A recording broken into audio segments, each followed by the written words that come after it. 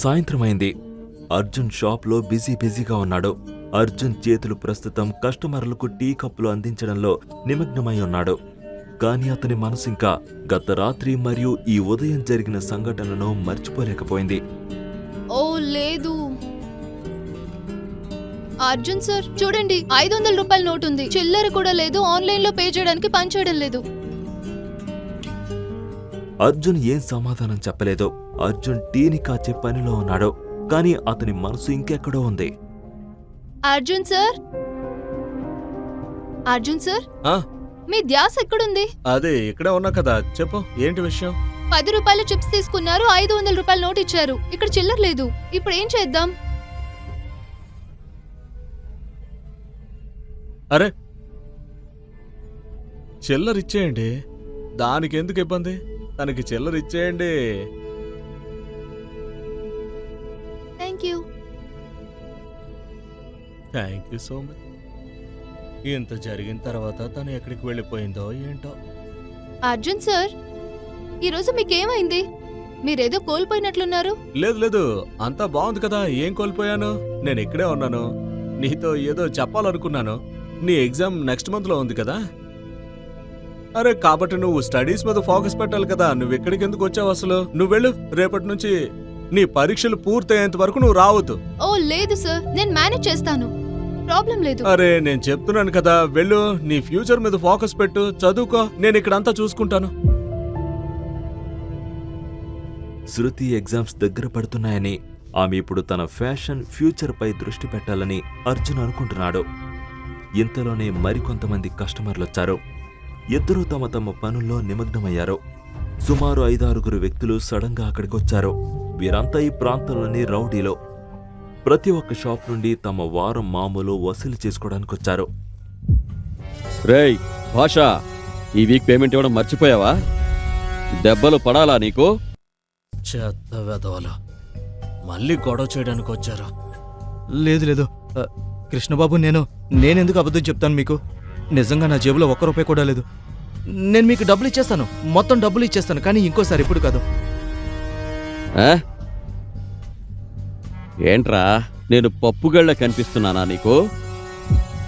నాకు నా డబ్బు ఇప్పుడే కావాలి, ఇప్పుడంటే ఇప్పుడే, లేకపోతే నీ బండిని ముక్కలు చేస్తాను, అర్థమైందా?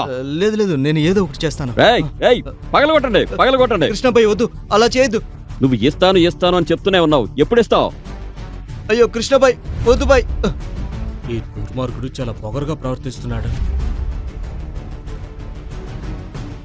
కృష్ణబాయ్ వద్దు, దయచేసి ఇలా చేయొద్దు.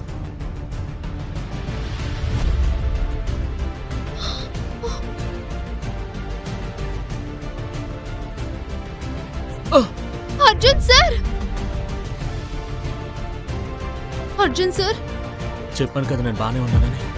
ఇంటికి వెళ్ళు. లేదు సార్, మిమ్మల్ని పరిస్థితులు వదిలి నేను వెళ్ళలేను. నేను బానే ఉన్నానని చెప్పాను కదా, ఇంటికి వెళ్ళు, నేను ఇక్కడ చూసుకుంటాను. ఏరా, నీ స్టేటస్ నువ్వు మర్చిపోయావా?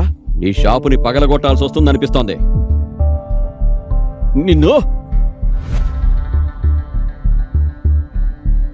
చూడు, మర్యాదగా చెప్తున్నాను నీకు, ఇక్కడి నుంచి ఎలాంటి గొడవ చేయకుండా వెళ్ళిపో. మామూలు కోసం వచ్చావు కదా, నీ మామూలు వసూలు చేసుకో, వెళ్ళిపో. కానీ నువ్వు చట్టాన్ని నీ చేతుల్లోకి తీసుకుంటున్నావు. టీయమ్ముకునే వాడివి నువ్వు నాకు రూల్స్ చెప్తున్నావా? అయితే జాగ్రత్తగా వినో, ఈ రోజు నుంచి నేను కొత్త రూల్ పెడుతున్నాను. ఇక్కడ నేనే రూల్స్ పెడతాను, నేనే బ్రేక్ చేస్తాను. అందరూ వినండి, ఈ రోజు నుంచి నేను ఒక కొత్త రూల్ పెడుతున్నాను. అందరికీ డబల్ అమౌంట్ ఇవ్వాలి, అర్థమైందా లేదా? లిమిట్ దాటితే నేను అస్సలు ఊరుకోను. ఏయ్, పగలగొట్టండి రా. శృతి ఇక్కడి నుంచి వెళ్ళిపో. శృతి పారిపో ఇక్కడి నుంచి. శృతి వెళ్ళిపో ఇక్కడి నుంచి, వెళ్ళిపో.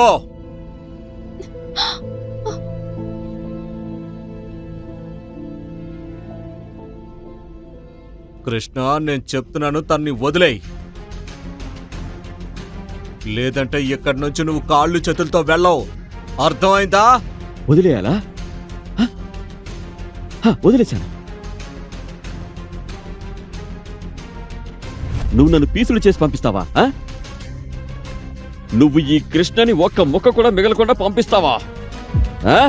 కృష్ణ, నేను నిన్ను వేడుకుంటున్నాను, అలా చేయొద్దు. నేను నిన్ను దండం పెట్టుకుంటాను, మిమ్మల్ని అందరినీ క్షమించమని అడుగుతున్నాను. అందరికీ సారీ చెప్తున్నాను, ప్లీజ్ వదిలే.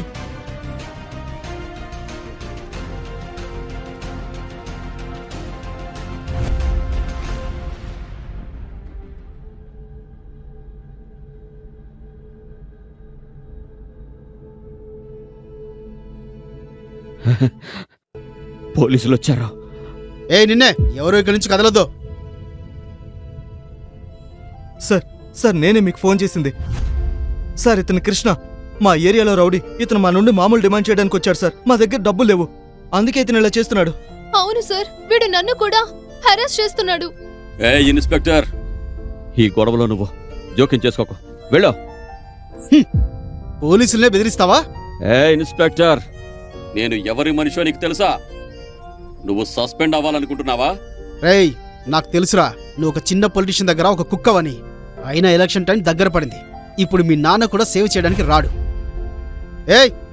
తీసుకెళ్ళను విని. చాలా పెద్ద తప్పు చేస్తున్నావు నువ్వు. నీ అంతు చూస్తాను. కంప్లైంట్ ఎవరిచ్చారు? సార్ నేనే కాల్ చేశాను. మీరు కూడా పోలీస్ స్టేషన్కి రావాల్సి ఉంటుంది ఎఫ్ఐఆర్ ఫైల్ చేయడానికి. ఇతన్ని ఎవరు కొట్టారు? ఇతను కూడా ఆ రౌడీ మనిషి. ముందు వీడే గొడవ పెట్టుకున్నాడు, తర్వాత అర్జున్ సరే వీడిని కొట్టి నన్ను కాపాడాడు. అవునా? ఏంట్రా, నీకు ఫైటింగ్ అంటే అంత ఇష్టమా? వీని కూడా బండెక్కించండి. లేదు సార్, అతను నన్ను కాపాడడానికి ఇదంతా చేశాడు. ఆయన్ని అరెస్ట్ చేయకండి సార్. శృతి, నువ్వేం భయపడొద్దు. మనం ఏ తప్పు చేయలేదు కాబట్టి మనకేం కాదు.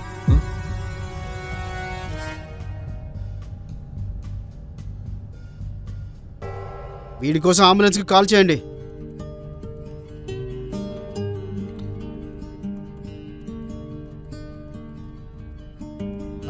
సరే నేను చూసుకుంటాను. Good evening inspector. కేడి కృష్ణకి లాయర్ని. బెయిల్ ఇప్పించడానికి వచ్చాను. స్ట్రైట్గా చెప్పొచ్చు కదా, మినిస్టర్ దగ్గర నుంచి వచ్చానని. అవన్నీ మీ ఊహకే వదిలేస్తున్నాను.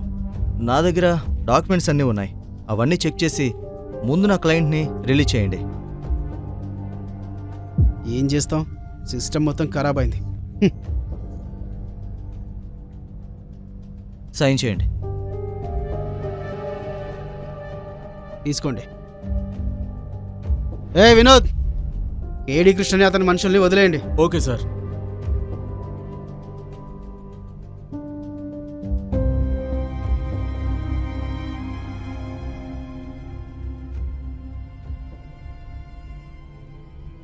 ఇన్స్పెక్టర్ సార్, ఏంటిదంతా? Madam, this is system. ఏం చేయగలం? అయినా ఇప్పటికే చాలా లేట్ అయింది. మీరు కూడా ఇంటికి వెళ్తే బెటర్. ఇన్స్పెక్టర్ సార్, కానీ ప్లీజ్ అర్జున్ సార్ని వదిలేయండి. ఆయన కేవలం నాకు హెల్ప్ చేశారు. చూడండి మేడం, ఇతను కొట్టిన రౌడీ ఉన్నాడు కదా, ఇంకా హాస్పిటల్లోనే ఉన్నాడు. ఇతని మీద ఎలాంటి కంప్లైంట్ లేకపోతే రిలీజ్ చేస్తాం. అర్థమైందా? మీరు టెన్షన్ పడకండి, ఇంటికి వెళ్ళండి. నువ్వు ఇలాంటి వాటిలో తలదోచొద్దు శృతి. వెళ్ళి నీ చదువు మీద ఫోకస్ చేయి. ఇదిగో తాళం తీసుకో. ఇది గల్లాపెట్టి తాళం. నీకేదైనా అవసరమైతే తీసుకో. ఇక ఇక్కడి నుంచి వెళ్ళిపో. అర్జున్, నువ్వేం టెన్షన్ పడకు. నేనేదో ఒకటి చేసి నీకు హెల్ప్ చేస్తాను. బాషాబాయ్, ఇప్పుడేం చేసినా ఆ దేవుడే చెయ్యాలి. నా కళ్ళ ముందే వాళ్ళందరినీ బెయిల్ మీద బయటకు పంపించేశాడు, చూసావుగా. ఇప్పుడు కాసేపట్లో ఇన్స్పెక్టర్ గారి టేబుల్ మీద 6-7 స్వీట్ డబ్బాలు వస్తాయి చూడు. మజా వస్తుంది. కానీ మనం ఎక్కడున్నాం? మనమైతే జైలు కూడా తినడం అలవాటు చేసుకుంటేనే మంచిది. అర్జున్, నువ్వు పిచ్చి పిచ్చిగా మాట్లాడుకో. నేను చెప్తున్నాను కదా, నీకోసం ఏదో ఒకటి చేస్తాను. అయిపోయిందా? మాట్లాడడం అయిందా?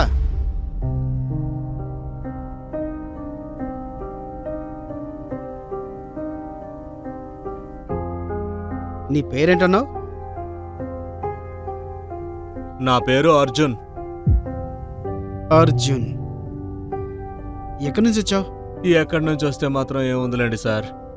ప్రస్తుతానికైతే వైజాగ్లో ఉంటున్నా. ఆ రౌడీ విధాలతో నీకెందుకు? సైలెంట్గా సాల్వ్ చేసుకుంటే అయిపోయేది కదా. ఇప్పుడు చూడు, ఇప్పుడు వాడు తననుకున్న మంత్రి నీ మీద ఎన్ని కేసులు పెడతారు? అలా ఎలా కేసులు పెట్టేస్తారు సార్? ఇదేమన్నా గుడ్డి వ్యవస్థ ఏంటి? అరే నేనేదో నా ఆత్మరక్షణ కోసం కొట్టాను, అలాగే ఊరికే కొడతామేంటి? హలో బ్రదర్, నిన్ను చూసి జాలి పడాలో లేక కొట్టాలో నాకు అర్థమే కావడం లేదు. నువ్వు ఒక మామూలు చాయ్ వాలావి కాబట్టి ఒక చాయ్ వాలా పరిమితుల్లోనే ఉండు. నీ స్టేటస్ చూడు, ఆ రౌడీ స్టేటస్ చూడు. నాకైతే ఎప్పుడో అర్థమైపోయింది ఇన్స్పెక్టర్ సార్, కానీ మీరు స్వయంగా మీ నోటితో చెప్పడంతో కన్ఫర్మేషన్ వచ్చింది. ఇంతకీ ఇది మీ జాబ్ ప్రాబ్లం కూడా అర్థమైందిలేండి మాకు. ఏమంటున్నావురా నువ్వు? నువ్వు చాలా తెలివైన వాడిలా నటిస్తున్నావు. ఎక్కువ మాట్లాడితే నీ 10 ఏళ్ల జీవితం నాశనం అవుతుంది. అర్థమైందా? ఇన్స్పెక్టర్ శ్రీధర్, జై హింద్ సార్. సార్ మీరు ఈ టైంలో అర్జున్ ఎక్కడున్నాడు? సార్ మీరు ఇతని గురించి మాట్లాడుతున్నారా? ఇతనికే కదా ఆర్కే బీచ్ దగ్గర టీ స్టాల్ ఉన్నది. అవును సార్, ఇతనే. కానీ మినిస్టర్ మనసుతో గొడవపడి వాళ్ళని చాలా గట్టిగా కొట్టాడు. ఏం చేయమంటారు? కేసు ఫైల్ చేయమంటారా? మీకు ఇంకా ఇన్ఫర్మేషన్ కావాలంటే లోపలికి వెళ్ళి మన స్టైల్లో ట్రీట్మెంట్ ఇవ్వనా? నీకేమైనా పిచ్చి పట్టిందా? సార్ అతన్ని వెంటనే రిలీజ్ చేయి.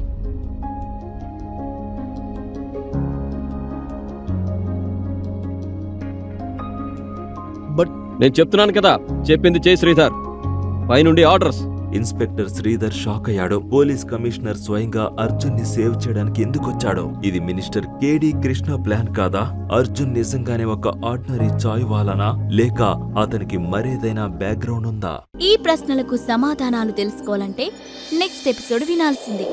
క్రింద ఇచ్చిన లింక్ ని క్లిక్ చేసి పాకెట్ ఎఫ్ఎం యాప్ ని ఇన్స్టాల్ చేసుకోండి. Stay tune to pocket FM.